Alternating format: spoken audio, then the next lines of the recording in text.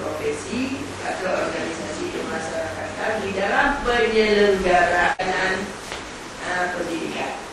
Nah, dalam hal ini memang sebagaimana yang disebutkan oleh ibu ini, bapak-bapak yang sudah menyebutkan bahwa kalau tanpa peran daripada masyarakat, tapi dalam masyarakat di sini siapa? Baik yang bersifat hidup perorangan, bisa keluarga, bisa kelompok, bisa organisasi dan sebagainya. Itu di dalam penyelenggaraan. Misalnya kita di dalam suatu lembaga pendidikan, itu bisa satu orang yang punya, kan? Satu orang mampu mendirikan, mampu menyelenggarakan pendidikan.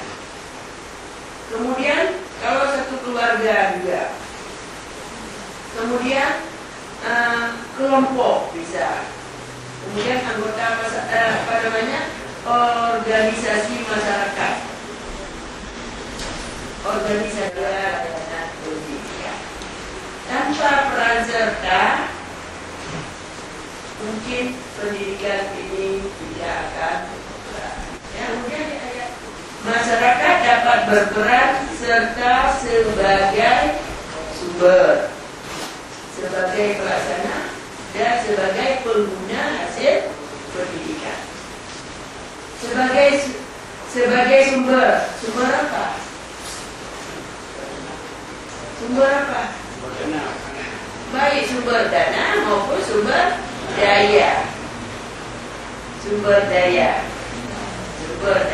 atau sumber dana.